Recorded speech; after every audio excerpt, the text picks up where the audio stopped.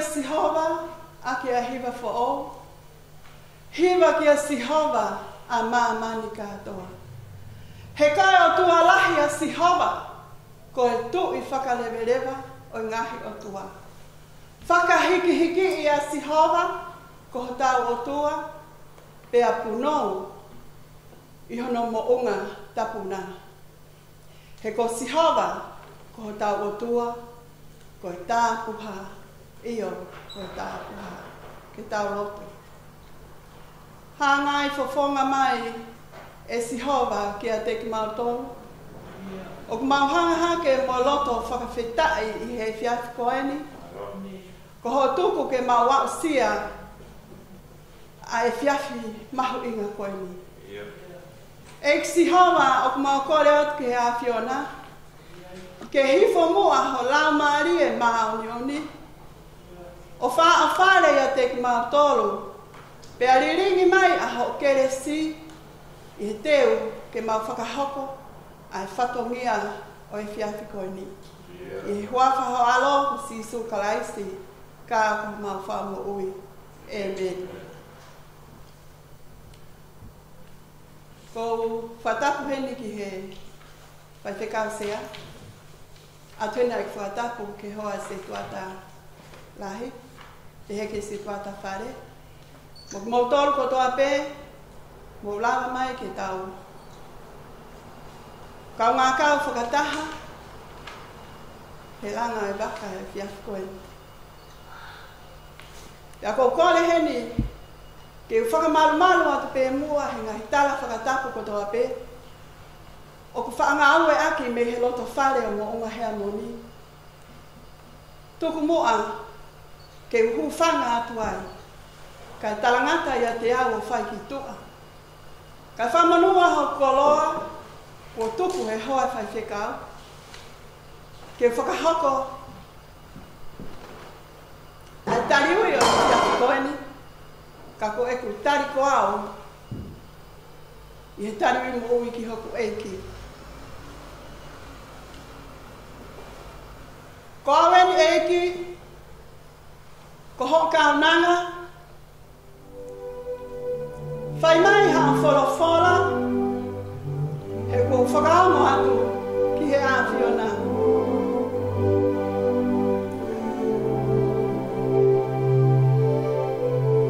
Whawhetai ki a Sihova. A hapu lau maari e. Moi a katoa pēo pia te au. Whawhetai ki a Sihova. A hapu lau maari e. Pea oua na ngalo. Ai ne ngahi mea awha fuape. Koe whakawhetai anga ia hoku lau maari e he whiawhi koeni. Koe lama ke ulabe. I he mea awha goia a Sihova. Ka kone whaki mai a mana mamo ui. Ia te au. Lawe ai a hoku whamiri. Ia ko whawhetai he whiawhi koeni ke utohu. O whakamonua haku koloa. He kua ukau he lau. Pe au lau he kau. I he kātoanga tari ui mo ui. O i kuata whakaseptema. O i uawhe maua noa. Mono ka kua mono. Ai ku maaha e ki ofa. O kune tari ai ku lotu. Pe aku ne kau I ngahi mea katoa pe. Tuu pe awakai he kau nangani. Ki he whanonga. Me he tau kua hiri. I he whatongia ta tau pe. Nai whai e whakauna loto. Mo e muna pe hange nai hamisi. Me hange mai. Ke toi kau he tari mo ui o tau koe. Tau mai a koe hala nai whai mai a e whanonga. Nai whai ngofua. Me koe hala. Nai toka maari e. Io. Ko whanonga nai whai. Nā ku hawi e hala nai toka tāma ki whau.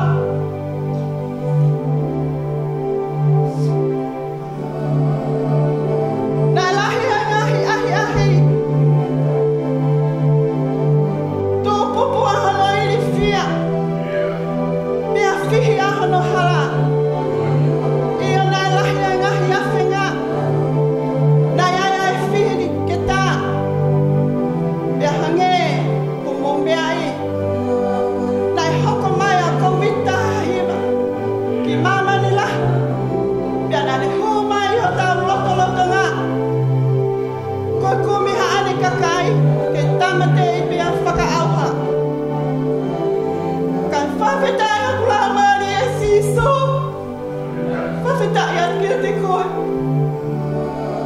He nā kuhunga tua ki a whiona. Nā ku toi toi i ho lalo kapakau. Pea ke whai o ku malui. Pea ke whai o ku tauhi. I he ahoni. O kou hā. Hā mo ui pe. Lame ai e family. Whanau mo i whangamoko puna.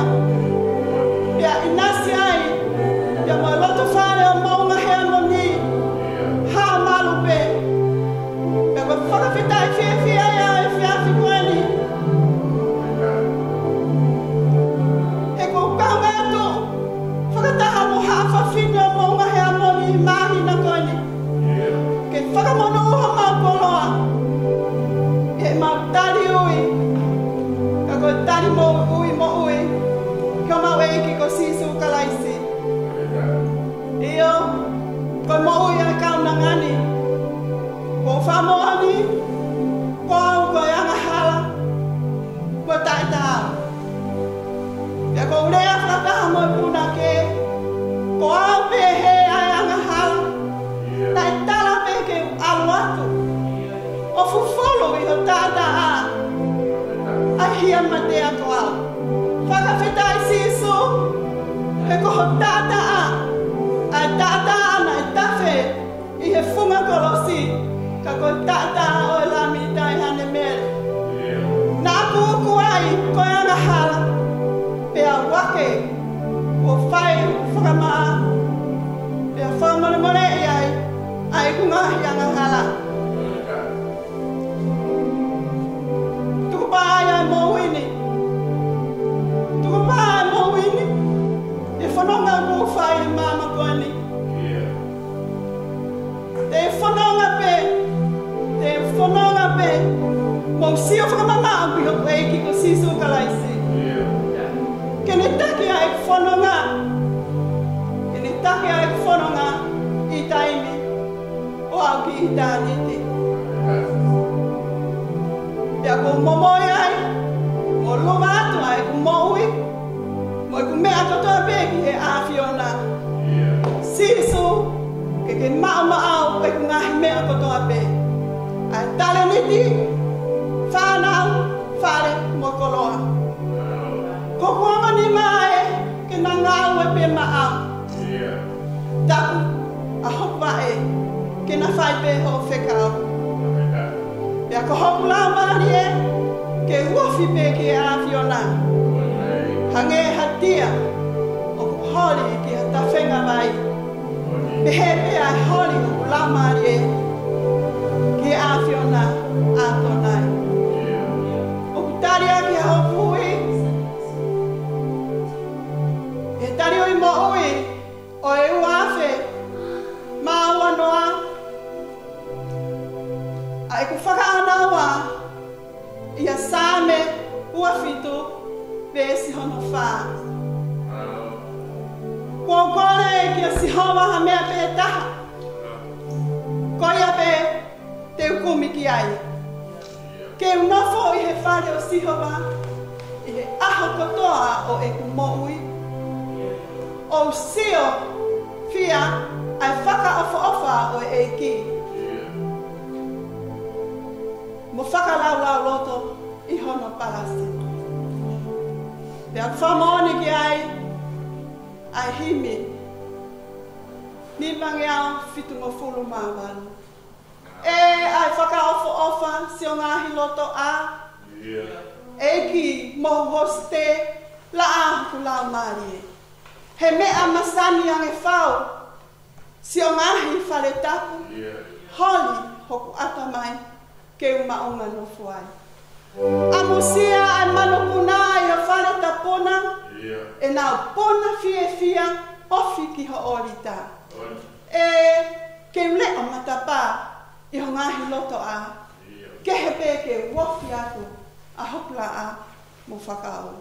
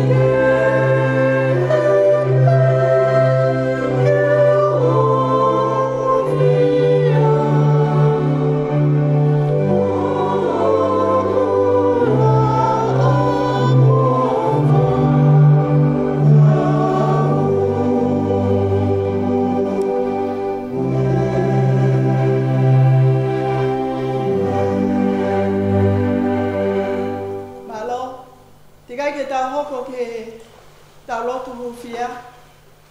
Ko kole heni, ke mau whai atu mua ha mau ki hiva. Pea ka hiri e mau hiva. Pea ko kole pia maata tau kolo. Ke ni whai ai lotu hufia o e fiafi koe ni. Te u laki whakawhailoaki taha atu e mau kau hiva. Pa mo tūhaki o lunga o teu ai hiva o manaki tā whai. O ko iheni mo kuanga mo puna, ko Angelina, le vana le lani lapa, tūhaki Angelina. Pea pehe foki ki a Viana, seini whalahola he aho alo i lapa. Pea pehe foki he whanau, maata tau kolo, Amelia Ruth, Lapa, Vika Sikimeti, Vea Pina Mafi, Vea Pehe Foki ki alo sa tau kolo. Tau hen whata foki pea mo toko oua, ko Elaine Kaitu. Vea, ko kon ma mole mole pe, e mau whaia pe mau hihiva. E anga whewhere o tau hiva, o anga e mau hiva, na mau tok wheloaki mai peki whale lotuni, na taktaha ko hiva pe hunu atu.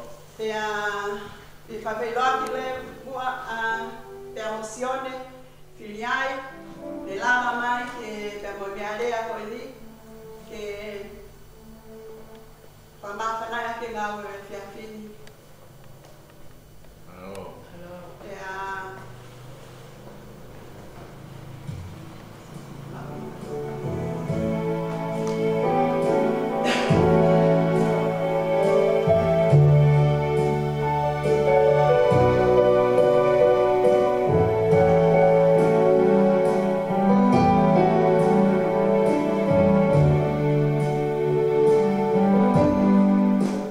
Sis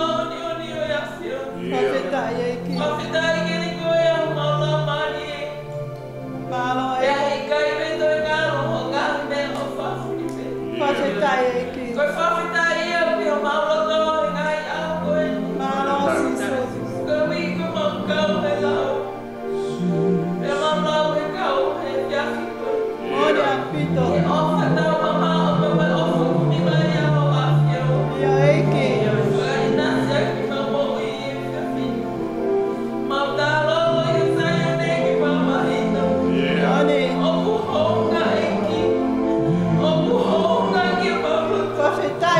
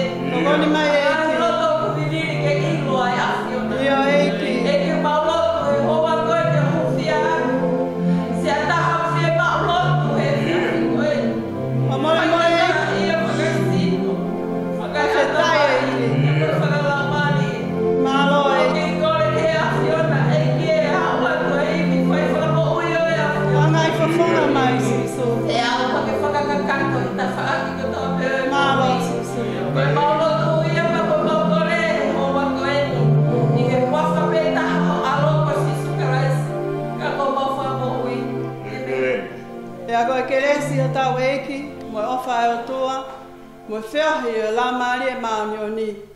Na foi e te matolo he pōko ni. Pe awa nā hiri kai whai pe o taingata. Amen.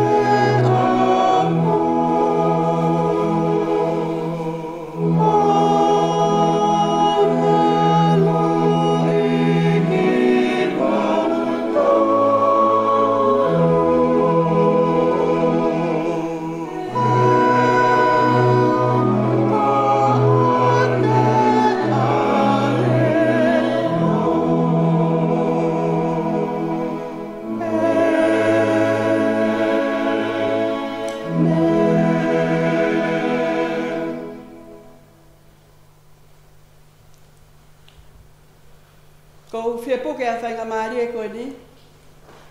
Ke u whai atu a ko whakamalo i he fia koe ni. Atu ki heni a e ko whakamalo, mo e ko loto honga ia mo oni. Whai whikau sea, ka koe whai whikau ia o mo unga hea mo ni. I ho mea heni i he fia koe ni. Atu ki a e ko whakamalo heni. Ki hoa whai whekau, waret whinau. Pe heke se keritari o whatau kolo, hoa e o se tuata, anauhi, pe pehe foki kia tau whatari lotu. Whamalo lahi at ka tek mautolu, koe whakainasi o i whine motua koe ni, aki a whatongia o e whiafi koe ni, ke tu o tari ui mo ui ki hoku eki. Ka koe whakakoloa ia ki a te au, pia pehe foki o ki whamiri. Ato ai pehene a e ku tala monu, ki a hoi whai whekau, pia pehe ka te kumotolu kotoa pe, ho weki whawhine o monga hea moni, o ku amanaki ke mo whakahoko whatongia, i mahina koeni, whatawange ke he lau maari e maonioni, ke ne whakapulu ki mo tolu, ke hoko atu a tau, whai whatongia maa whana, i he mahina koeni, ka koeni ai mahina, o ku whakamahu inga i he siasi ki tau tolu ho e ki whawhine, ke tau tu o tariko au i he tari ui mo ui ki ho tau eiki. Tala monu atu ka te ki mo tolu hono kotoa, e au atena e ki whamalo, ki a se astu i tupou, ko ngā koe mea ngā aue, ke lava mai mo ia, ne ongo kai ke tau kakato i saione he whiafi koeni, tau taktaha nofo hono api, ka whewhokotaki ki tau tolu, e he mea ngā ue koeni, pa ko whamalo lahi at kia te koe siasi. Whamalo ki a sione whili ai, ko loto maulalo, ka ke lava mai he ahoni pa mo o mea lea, ko e whie poupou, ke ngā ue o e whiafi koeni. Whamalo heni, ke kau hiva koeni, ne ongo pena leo whewhe nau hiva, ko kehe pe ke mau whenga, ke whalanglangi pe mau e ko Sisu Karaisti. Ko ia pe ki rea whamalo, o whalahi atu ke te mo tolu, mo pouria.